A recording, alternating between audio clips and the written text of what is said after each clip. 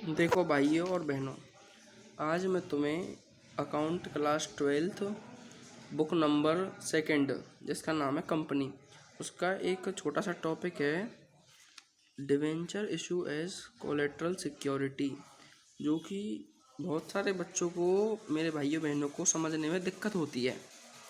तो इसमें ज़्यादा कुछ है नहीं, बस एक छोटी सी बात मैं आपको समझाना चाहूँगा। इसमें मान लीजिए एक कंपनी है एक्स लिमिटेड नाम से, और उसको चाहिए लोन, बैंक से लेगा वो। तो बैंक ने इसको 50 लाख का लोन दे दिया, कैश या बैंक से, मतलब चेक के द्वारा, जैसे भी। दूसरा, उसने कहा भाई मैं तेरे को 50 लाख का लोन दे रहा हूँ, तो मुझे कोई सिक्योरिटी भी दे कि मैं मान सकूँ कि हाँ भाई मैं तेरे को लोन दे रहा हूँ, अगर मेरे पैसे डूब भी गए तो मेरे को कोई कोलेटरल सिक्योरिटी रहेगी। तो जो कंपनी है वो उसको 50 लाख रुपए की अपनी एक बिल्डिंग दे देता है। उसने दे दी, उसके 50 लाख हो गए, पर बैंक कहती है मेरा अब भी इससे पेट नहीं भरा है, मुझे कोई एडिशनल सिक्योरिटी भी चाहिए। तो वो कंपनी उसको 20 लाख रुपए के डिवेंचर इशू करती है। उसी एडिशनल सिक्योरिटी को हम कोलेटरल सिक्योरिटी कहते हैं एज डिवेंचर इशू। ठीक है, अब ये तो इसका हो गया कॉन्सेप्ट कि जो एडिशनल सिक्योरिटी रहती है उसको हम कोलेटरल सिक्योरिटी कहते हैं। इसकी मेन 2 एंट्री हैं। पहली एंट्री नंबर फर्स्ट, एंट्री पहली है कि जब जो कंपनी है वो इससे बैंक से लोन लेगी, तो loan taken bank account debit to bank loan account. मैं तुम्हारी छोटी सी जानकारी के लिए बताना चाहता हूँ कि जो बैंक है वो एक करंट असेट है, ठीक है, और जो बैंक लोन है वो करंट लायबिलिटी भी हो सकती है अगर शॉर्ट टर्म के लिए हो, और लॉन्ग टर्म के लिए नॉन करंट लायबिलिटी भी हो सकती है। पहली एंट्री होगी हमारी bank account debit to bank loan account, ये वो एंट्री है जब कंपनी बैंक से लोन लेगी, ठीक है। दूसरी एंट्री है issuing of debenture as collateral security. भाई उसने क्या करा है, जो अपने जो ये रखे ना, ये वाली चीज़ रखी है, ये 20 लाख कोलेटरल सिक्योरिटी रखी है, उसकी एंट्री होगी debenture suspense account debit to debenture account. क्या एंट्री होगी? Debenture suspense account debit to debenture account. अब बहुत बच्चों के मन में ये बात आ रही होगी कि भाई डिवेंचर सस्पेंस अकाउंट क्यों लिख रहे हैं हम? सस्पेंस अमाउंट हम इसलिए लिख रहे हैं कि अब भाई बैंक उससे ले ना ले, उसको पैसे मिले ना मिले, एनीथिंग, वो सस्पेंस में है, तो इसलिए हम सस्पेंस अकाउंट रहते हैं। और जो हमारे डिवेंचर होते हैं वो नॉन करंट लायबिलिटी होती है। ये कहाँ गए डिवेंचर, ये रहे। तो जो हमारे डिवेंचर होती हैं वो नॉन करंट लायबिलिटी होती है। अब नॉन करंट और डिवेंचर सस्पेंस, इनका कोई उसमें बैलेंस शीट में वही नहीं होता, नाम ही नहीं होता। डिवेंचर सस्पेंस को इसमें से माइनस करके दिखा देते हैं, माइनस करके दिखाएंगे, ठीक है। अब बैलेंस शीट इसमें हम पूरी नहीं बनाएंगे, इसमें हम सिर्फ इसको 1 2 3 4 इन 4 चीज़ों को बस बैलेंस शीट में एक्सट्रैक्ट करके दिखाएंगे। चलो, तो बैलेंस शीट सबसे पहले लिखेंगे हम इक्विटी एंड लायबिलिटी। ये ऐसे रखो, एक सेकंड, ऐसे, ये तो जो इक्विटी एंड लायबिलिटी पहला हो गया हमारा ये। Non current liability, long term borrowing.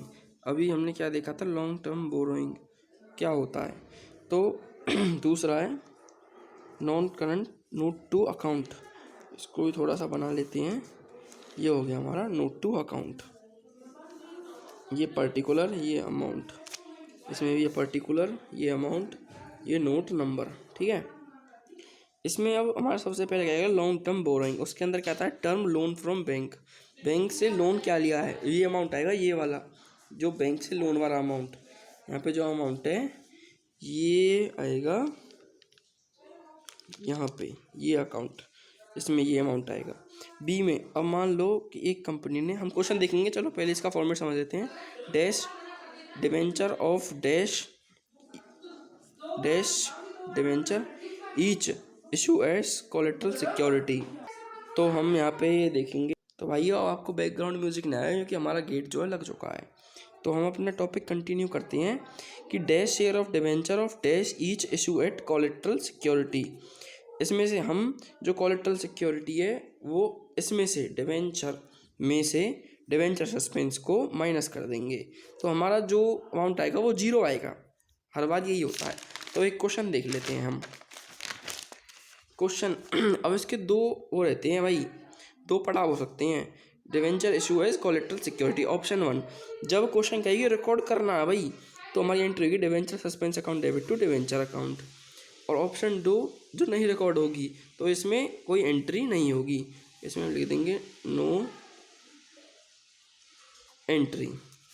भाइयों और बहनों, वीडियो क्वालिटी पे मत जाना, बस ज्ञान पे जाना, सबसे पहली बात। तो इसमें एक क्वेश्चन है कि एक कंपनी ने, चलो मैं क्वेश्चन आपको वैसे बता देता हूँ, यहाँ पे क्वेश्चन लिख रहा हूँ मैं, थोड़ा ध्यान रखना। एक कंपनी है एक्स लिमिटेड, इसने लोन लिया है 10 लाख का बैंक से और उसके बटकी उसने 15 लाख के, भाई 10 लाख का तो 10 लाख तो उसको करने पड़ेंगे, प्लस 5 लाख की उसने कोलेट्रल सिक्योरिटी रख दी उसके नाम पे एट 10% डिवेंचर, 100 रुपये का ईच। ये हमारा क्वेश्चन है भाई। अब हम सबसे पहली एंट्री किसकी होती है? लोन टेकन की, bank account debit to bank loan account. 10 lakh का लोन लिया था तो 10 लाख। दूसरी entry debenture suspense account debit to debenture account, 15 lakh के, ये 15 लाख के इसने डिवेंचर रख लिए। हो गई दोनों एंट्री। अब इसने कहा भाई ये रिकॉर्ड करने हैं, रिकॉर्ड नहीं करने होते नो एंट्री नो अकाउंट, बस एक एंट्री होती bank loan account debit to bank loan.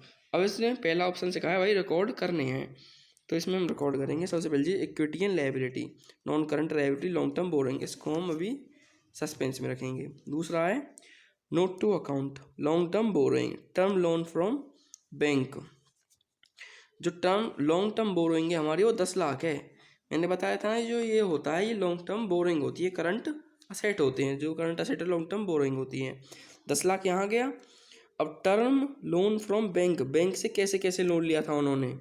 Bank से लोन लिया था भाई 15 मैं आपको थोड़ी कैलकुलेशन दिखाता हूँ, working note 15, 1 2 3 4 5, 15 lakh divide by 100 रुपये का ईच था ना, ईच 100 से कर देंगे, बचे 15,000।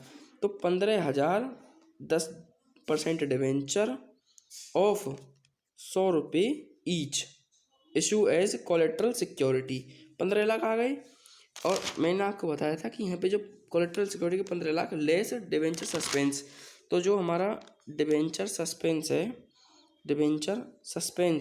ये 15 लाख इसमें से माइनस हो जाएंगे। 15 लाख में से 15 लाख के बचे 0।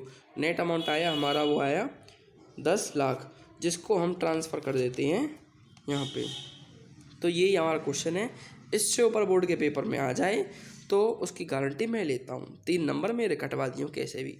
सभी भाइयों बहनों को धन्यवाद।